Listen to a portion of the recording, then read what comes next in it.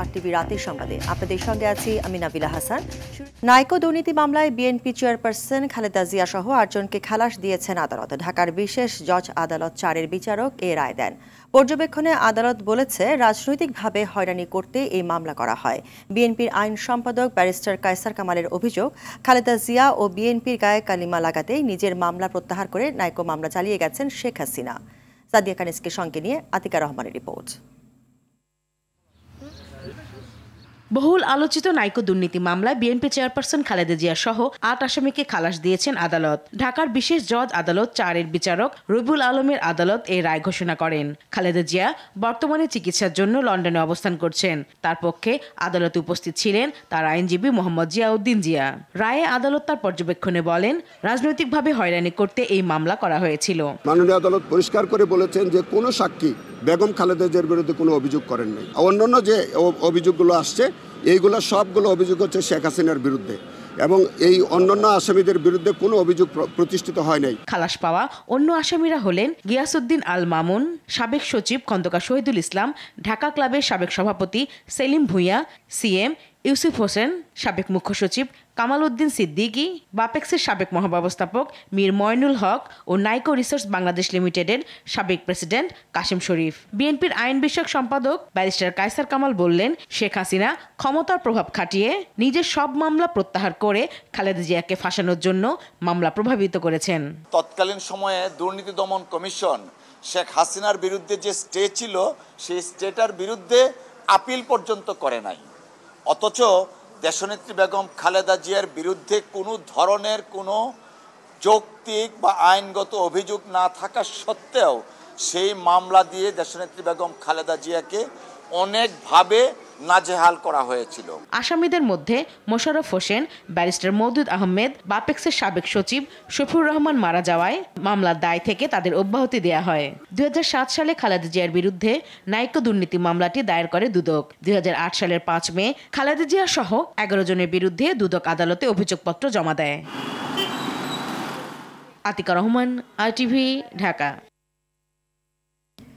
বিএনপির মহাসমাবেশে যুবদল নেতা শামীম হত্যা মামলায় গ্রেফতার সাবেক পার্বত্য চট্টগ্রাম বিষয় প্রতিমন্ত্রী দীপঙ্কর তালুকদারের 7 দিনের রিমান্ড মঞ্জুর করেছেন আদালত। এছাড়াও বৈষম্য বিরোধী আন্দোলনের সময় হত্যা মামলায় হাসিনা সরকারের মন্ত্রীদের মধ্যে কামাল আহমেদ মজুমদার, কর্নেল অবসরপ্রাপ্ত ফারুক খান, আনিসুল হক, হাসানুল হক ইনু ও রাশেদ খান মিনন এবং সাবেক ছাত্রলীগ নেতা বেনাজির হোসেন নিশিরের 5 দিনের করে রিমান্ড দিয়েছেন আদালত। সকালে ঢাকার মেট্রোপলিটন ম্যাজিস্ট্রেট MA আজহারুল ইসলামের আদালত শুনানি শেষে এই আদেশ দেয়। এ সময় রাজধানী নিউমার্কেট থানার মামলায় সাবেক স্বরাষ্ট্র সচিব মোস্তফা কামাল উদ্দিন, পল্টন মডেল থানার মামলায় সাবেক গৃহায়ন ও গণপূর্ত মন্ত্রী ইঞ্জিনিয়ার মোশাররফ হোসেনকে গ্রেফতার দেখানো হয়।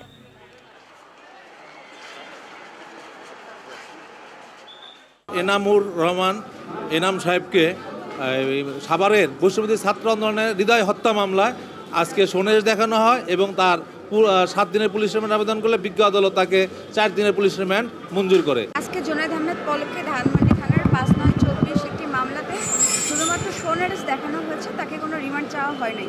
এবং অন্যান্য মামলাতে আপনার কলাবাগান থানার মামলা 7-12-24 এই মামলাতে ছাত্রলীগ নেত্রী বেনজির হোসেন নিশি, তাকে 7 দিনের রিমান্ড চাওয়া হয় এবং বিজ্ঞ আদালত 5 দিনের রিমান্ড প্রদান করেন। এবং পল্টন 5-8-24 এই মামলাটিতে রাশেদ খান মেনন, হাসানুল হক ইনু এবং কর্নেল ফারুক তাদেরকে 5 দিনের করে রিমান্ড মঞ্জুর করেন।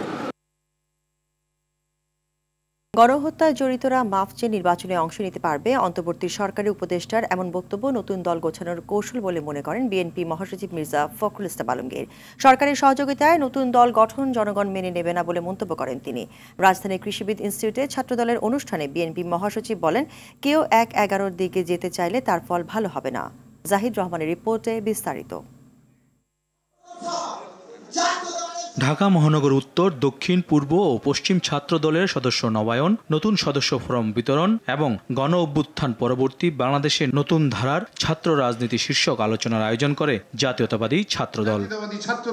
কিভাবে ছাত্র রাজনীতিতে বৈষম্যহীনতার ছদ্মবেশে স্বৈরাচার আবারও মাথাচাড়া দিয়ে উঠছে বলে অভিযোগ করেন ছাত্রদল নেতারা। তারা বলেন, সামাজিক কার্যক্রমকে বাধাগ্রস্ত করতে নানামুখী ষড়যন্ত্র চলছে। ঐক্যকে বিনষ্ট করার জন্য ষড়যন্ত্রে লিপ্ত হন, তাহলে আমরা ধরে নেব আপনারা সত্যিকার অর্থে এই ফ্যাসিস্ট আওয়ামী লীগের পুনর্বাসনের প্রক্রিয়া আপনারা শুরু করছেন। বিএনপি মহাসচিব স্থানীয় সরকার উপদেষ্টার সাম্প্রতিক বক্তব্যের কঠোর সমালোচনা করেন। তিনি বলেন, অন্তর্বর্তী সরকারের কর্মকাণ্ডে তাদের নিরপেক্ষতা নিয়ে জনমনে সন্দেহ তৈরি হয়েছে। স্থানীয় সরকার উপদেষ্টা যিনি আছেন তিনি বলেছেন, ফ্যাসিস্টদের লোকেরা যদি কেউ মাপ চেয়ে নির্বাচনে অংশ নিতে চায় তাহলে তারা অংশ নিতে পারবে। It is dangerous. তার মানে কি আমরা এটা মনে করব যে তারা সরকারে থেকে তাদের দল গোছানোর জন্য তারা বিভিন্ন রকম কৌশল নিচ্ছেন? সেটা কখনোই মেনে নেওয়া হবে না। গণতান্ত্রিক রাষ্ট্র ব্যবস্থায় ফিরে যাওয়াই এখন সকলের একমাত্র চাওয়া বলে মন্তব্য করেন মির্জা ফখরুল। ১-১১ যারা তৈরি করেছে তারা টিকতে পারেনি মানুষের কাছে। আবারও হুঁশিয়ার করে বলে দিতে চাই, যদি আবার কেউ সেই ১-১১ কথা চিন্তা করেন, গণতন্ত্রকে বিসর্জন দিয়ে আবার সেই একদলীয় শাসন বা ফ্যাসিস্ট সরকারের দিকে যেতে চান, তারা কখনোই জনগণতা মেনে নেবে না। ছাত্র রাজনীতিতে ছাত্রদল শিক্ষা প্রতিষ্ঠান ভিত্তিক জ্ঞান চর্চা বিকাশ ঘটাবে বলে আশা করেন বিএনপি মহাসচিব। শিক্ষা প্রতিষ্ঠান ভিত্তিক সংগঠন যদি না করো তাহলে কিন্তু হবে না। জাহিদ রহমান, RTV, ঢাকা। জামায়াতের সাবেক ভারপ্রাপ্ত সেক্রেটারি জেনারেল ATM আজহারুল ইসলামের মুক্তির দাবিতে দেশব্যাপী বিক্ষোভ ও সমাবেশ করে জামায়াত। ভোলায় বিক্ষোভ মিছিল ও সমাবেশ করে জেলা জামায়াতের নেতাকর্মীরা। চাঁদপুরে সমাবেশ ও বিক্ষোভ মিছিল হয়েছে। নরসিংদীতে জেলা জামায়াতের উদ্যোগে বিক্ষোভ সমাবেশ ও মিছিল হয়। সমাবেশে তাকে মুক্তি না দেয়া হলে বৃহত্তর আন্দোলন ডাক দেওয়ার হুঁশিয়ারি দেয় নেতাকর্মীরা। পিরোজপুরে ATM আজহারুল ইসলামের মুক্তির দাবিতে দেশব্যাপী কেন্দ্রীয় কর্মসূচির অংশ হিসেবে সমাবেশ হয়। এতে জামায়াতের কেন্দ্রীয় নায়েবে আমির প্রয়াত দেলোয়ার হোসাইন সাইদির ছেলে মাসুদ সাইদি বলেছেন, ষড়যন্ত্রের মাধ্যমে ATM আজহারের মুক্তি দেওয়া হচ্ছে না। এছাড়া বরিশাল, রংপুর, মেহেরপুর, বাগেরহাট, ঝালকাঠি, রাজবাড়ী, ঠাকুরগাঁও, শেরপুর সহ বিভিন্ন জেলার সমাবেশ ও বিক্ষোভ করে জেলা জামায়াত।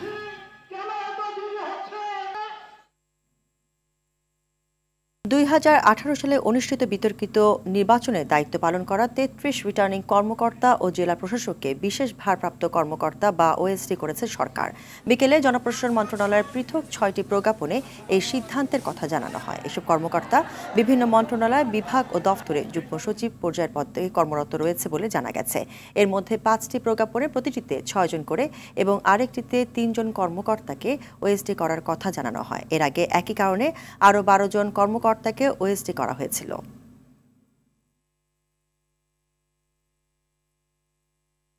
দিনভর আন্দোলনের মুখে খুলনা প্রকৌশল ও প্রযুক্তি বিশ্ববিদ্যালয় কুয়েটে রাজনৈতিক কর্মকাণ্ড বন্ধের সিদ্ধান্ত বহাল রাখল বিশ্ববিদ্যালয় সিন্ডিকেট। গতকাল ছাত্রদল ও বৈষম্য বিরোধী ছাত্র আন্দোলনের নেতাকর্মীদের দফায় দফায় সংঘর্ষের পর নিরাপত্তা বিবেচনায় 28 ফেব্রুয়ারি পর্যন্ত ক্যাম্পাস বন্ধের ঘোষণা আসলো। সংঘর্ষে জড়িতদের খুঁজতে গঠন করা হয়েছে তদন্ত কমিটি। খুলনা থেকে SM মুনিরুজ্জামানের প্রতিবেদন জানাচ্ছেন সায়েদ মাহমুদ। ছাত্র জনতার অভ্যুত্থানের পর গেল 11ই আগস্ট খুলনা প্রকৌশল ও প্রযুক্তি বিশ্ববিদ্যালয়ে রাজনীতি নিষিদ্ধ করে বিশ্ববিদ্যালয় সিন্ডিকেট, কিন্তু সেই নিষেধাজ্ঞা অমান্য করে মঙ্গলবার ক্যাম্পাসে লিফলেট বিতরণ করে ছাত্রদল। পরে রাজনীতি বন্ধের দাবিতে আন্দোলনে থাকা বৈষম্য বিরোধী ছাত্রদের সঙ্গে সংঘর্ষ হয় তাদের। সেই জেরে ফের উত্তপ্ত কুয়েট। আমরা কুয়েট ক্যাম্পাসের বাইরে খেতে যেতে ভয় পাই, কিছু কিনতে যেতে ভয় পাই, এই বুঝি আক্রমণ হলো। বুধবার শিক্ষার্থীদের আন্দোলনের মুখে রাজনীতি বন্ধের সিদ্ধান্ত বহাল রাখে কুয়েটের 93তম সিন্ডিকেট সভা। এছাড়া ছাত্রদল ও বৈষম্য বিরোধী ছাত্র আন্দোলনের নেতাকর্মীদের মধ্যে সংঘর্ষের ঘটনায় হওয়া কমিটিকে 3 কর্মদিবসে প্রতিবেদন দিতে বলা হয়। শিক্ষার্থীদের নিরাপত্তায় 28 ফেব্রুয়ারি পর্যন্ত বন্ধ থাকবে ক্যাম্পাস। আমাদের অতি সত্বর ভিসি স্যার, প্রভিসি স্যার এবং DSW স্যার নিয়োগ দেওয়ার মাধ্যমে আমাদের ক্লাস শুরু করার জন্য উপাচার্যের পদত্যাগ সহ 6 দফা দাবিতে কুয়েটের প্রশাসনিক ও একাডেমিক ভবনে তালা ঝুলিয়ে দেয় শিক্ষার্থীরা। এক পর্যায়ে 24 ঘন্টা অবরুদ্ধ থাকার পর বের হয়ে আসেন উপাচার্য। এদিকে সংঘর্ষের ঘটনায় ছাত্রদল ও বৈষম্য বিরোধী শিক্ষার্থীরা একে অপরকে দুষছে। ঢাকা বিশ্ববিদ্যালয়ের সংবাদ সম্মেলনে ছাত্রদল অভিযোগ করে লিফলেট বিতরণ কর্মসূচিতে বৈষম্য বিরোধী শিক্ষার্থী ও শিবির কর্মীরা প্রথম হামলা চালায়। যখন বাংলাদেশ জাতীয়তাবাদীর আদর্শে অসংখ্য নবীন শিক্ষার্থী আকৃষ্ট হচ্ছে ও রাজনৈতিকভাবে সম্পৃক্ত হচ্ছে, ঠিক তখনই আন্ডারগ্রাউন্ড অপরাজনীতির অতি উৎসাহী চর্চার মাধ্যমে প্রতিঘাতমূলক নানান গুপ্ত কার্যক্রম ও অপপ্রচারকে পুঁজি করে উস্কানি সহিংসতার পথ বেছে নিয়েছে কিছু গুপ্ত সংগঠন। বৈষম্য বিরোধী শিক্ষার্থীরা বলছে ছাত্র রাজনীতি নিষিদ্ধ থাকলেও ছাত্রদল কর্মসূচি পালন করে এবং বহিরাগত নিয়ে এসে শিক্ষার্থীদের উপর হামলা করে। ঘটনার পর ক্যাম্পাসে অতিরিক্ত পুলিশ মোতায়েন করা হয়েছে। সংঘর্ষে অস্ত্র হাতে দাঁড়িয়ে থাকা যুবদল নেতা মাহবুবুরকে দল থেকে বহিষ্কার করা হয়েছে। সৈয়দ মাহমুদ, RTV। কুয়েটে হামলার ঘটনায় জড়িতদের দ্রুত আইনের আওতায় আনতে আইনশৃঙ্খলা বাহিনীকে নির্দেশ দেওয়া হয়েছে বলে জানিয়েছেন যুব ও ক্রীড়া উপদেষ্টা আসিফ মাহমুদ সজীব ভুইয়া। সকালে আদমজী ক্যান্টনমেন্ট কলেজে তারুণ্যের উৎসবে যোগ দিয়ে এ কথা জানান তিনি। বলেন, এ ধরনের হামলা দুঃখজনক, ফ্যাসিবাদী ব্যবস্থা আর চলতে দেওয়া হবে না। প্রতিটি শিক্ষা প্রতিষ্ঠানে ছাত্র সংসদ নির্বাচন আয়োজনের আহ্বান জানিয়ে তিনি বলেন, ছাত্র সংসদ থাকলে কুয়েটে হামলার ঘটনা ঘটত না। ফ্যাসিবাদী শক্তির বাংলাদেশে নির্বাচন করার সুযোগ নেই জানিয়ে আসিফ মাহমুদ বলেন, আওয়ামী লীগকে বিচারিক প্রক্রিয়ায় নির্মূল করতে হবে।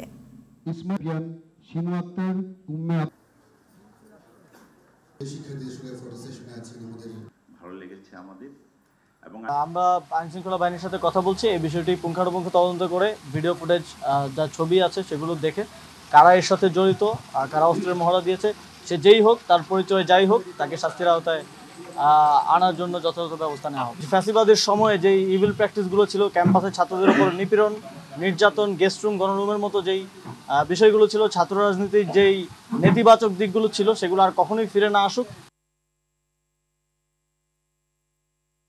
বৈষম্য বিরোধী ছাত্র আন্দোলন জুলাইয়ের চেতনাকে ধারণ করে নতুন রাজনৈতিক বন্দোবস্ত বিনির্মাণে কাজ করে যাবে বলে মন্তব্য করেছেন বৈষম্য বিরোধী ছাত্র আন্দোলনের কেন্দ্রীয় সমন্বয়ক ও নির্বাহী সদস্য রিফাত রশিদ। বুধবার রাতে রাজধানীর বাংলা মোটরে বৈষম্য বিরোধী ছাত্র আন্দোলনের সম্মিলিত বেসরকারি বিশ্ববিদ্যালয়ের আত্মপ্রকাশ অনুষ্ঠানে তিনি এ কথা বলেন। সম্মিলিত বেসরকারি বিশ্ববিদ্যালয়ের আহ্বায়ক করা হয়েছে MGH মঞ্জুকে। তিনি বলেন, এই দেশে আর ফ্যাসিজম থাকবে না। দেশবাসীর চাওয়া ও প্রত্যাশা পূরণে আমরা অঙ্গীকারবদ্ধ বলেও জানান তিনি। বেসরকারি বিশ্ববিদ্যালয়ের তারাই আমার আসল পরিচয়। সেখান থেকে বাংলাদেশের তারেক রহমান ঐক্যচান জানিয়ে বিএনপি মহাসচিব মির্জা ফখরুল ইসলাম আলমগীর বলেছেন, কিছু দায়িত্বশীল মানুষ জাতিকে বিভক্ত করছে। সন্ধ্যায় বাংলা একাডেমিতে তারেক রহমানের সংগ্রাম ও রাজনৈতিক যাত্রা বইয়ের মোড়ক উন্মোচন অনুষ্ঠানে এ কথা বলেন তিনি। এ সময় খুলনা প্রকৌশল ও প্রযুক্তি বিশ্ববিদ্যালয়ের কুয়েট হামলা ও সংঘর্ষের ঘটনায় নিন্দা জানিয়ে সঠিক তদন্তের মাধ্যমে মূল ঘটনা সামনে আনার আহ্বান জানান ফখরুল।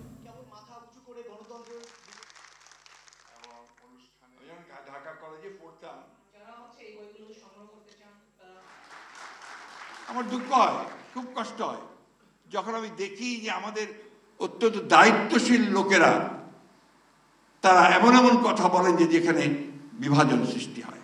অল কনসার্ন, যে দয়া করে কেউ দায়িত্বহীন কথাবার্তা বলবেন না, এমন কোনো কথা বলবেন না যে কথার জন্য জাতি আবার বিভক্ত হবে।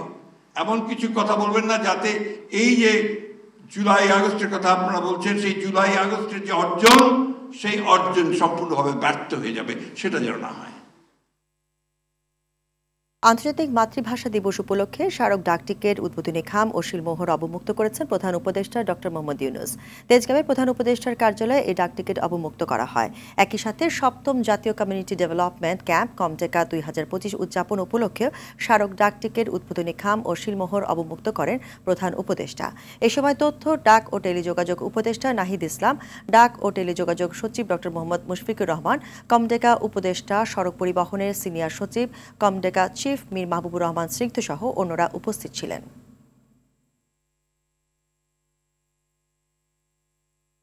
অন্তর্বর্তী সরকারের সময়ে সাংবাদিক দম্পতি সাগরণী হত্যাকাণ্ডের বিচারের উল্লেখযোগ্য অগ্রগতি হবে, এমন মন্তব্য করেছেন আইন উপদেষ্টা অধ্যাপক ডক্টর আসিফ নজরুল।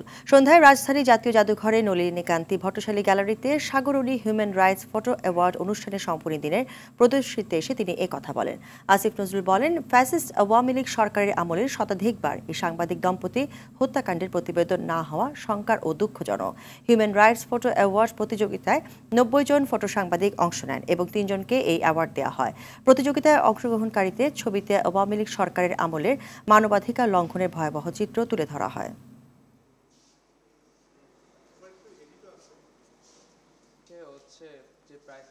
এক একটা ছবি যে কত পাওয়ারফুল, যে আমাদের একটা সময়ের সামনে দাঁড় করিয়ে দেয়, আমাদের অনেক জিজ্ঞাসার সামনে দাঁড় করিয়ে দেয়, বেদনার সামনে, বিস্ময়ের সামনে। তো এখানে কিছু ছবি ছিল আপনার আমাদের গণ অভ্যুত্থানকালের, মানে তারপরের আহত ছাত্রদের যতবারই দেখি আপনার নতুন করে খারাপ লাগে। এখানে একটা সংখ্যা আছে দেখেন 114 বার হয়েছে, এখনও বিচার হচ্ছে না। ইনশাআল্লাহ আশা করি আমাদের সময় একটা উল্লেখযোগ্য অগ্রগতি হবে। প্রতি বছরই রমজান আসার আগে সব ধরনের পণ্যের দাম হু হু করে বাড়তে শুরু করলেও এবারের চিত্র কিছুটা ভিন্ন। শুল্ক ছাড় দেওয়ার পাশাপাশি ঋণপত্র খুলতে মার্কিন ডলারের সংকট কেটেছে, ফলে এবার রমজান উপলক্ষে নিত্যপণ্যের আমদানি দ্রুত বাড়ছে। জানুয়ারি মাসে বিপুল পরিমাণ নিত্যপণ্য আমদানি হয়েছে, যা অনেক ক্ষেত্রে পুরো রোজার মাসের চাহিদার সমান। বাজারে কোনো পণ্যের সরবরাহ ঘাটতি হওয়ার আশঙ্কা নেই বলে মনে করছে সংশ্লিষ্টরা। এদিকে রমজানকে কেন্দ্র করে সারা দেশে শুরু হয়েছে বাজার মনিটরিং।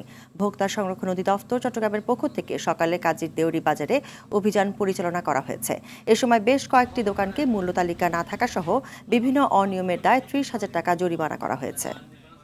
কুমিল্লায় ন্যাশনাল লাইফ ইন্স্যুরেন্স পিএলসির বীমা দাবি পরিশোধ ও উন্নয়ন সভা অনুষ্ঠিত হয়েছে। দুপুরে কুমিল্লার লাকসামে অনুষ্ঠিত সভায় গ্রাহকদের মাঝে 4,72,00,000 টাকার চেক বিতরণ করেন অনুষ্ঠানের প্রধান অতিথি ন্যাশনাল লাইফ ইসলামী তাকাফুল শরিয়া কাউন্সিলের চেয়ারম্যান শেখ মাওলানা শাহ ওয়াহিলিয়া উল্লাহ। ন্যাশনাল লাইফ ইন্স্যুরেন্স কোম্পানির মুখ্য নির্বাহী কর্মকর্তা মোহাম্মদ কাজিম উদ্দিনের সভাপতিত্বে অনুষ্ঠানে আরও উপস্থিত ছিলেন কোম্পানির সহকারী ব্যবস্থাপনা পরিচালক মোহাম্মদ বাহার উদ্দিন মজুমদার। ভারতের নয়াদিল্লিতে বিজেপি বিএসএফের মধ্যে 17 ফেব্রুয়ারি থেকে শুরু হয়েছে 55তম সীমান্ত সম্মেলন। এরই মধ্যে বাহিনী দুটির মহাপরিচালক পর্যায়ের বৈঠক হয়েছে। ভারতীয় সংবাদ মাধ্যমে এএনআই জানায়, বৈঠকে দুই দেশের সীমান্ত নিরাপদ রাখা নিয়ে উভয় পক্ষ সম্মত হয়েছে।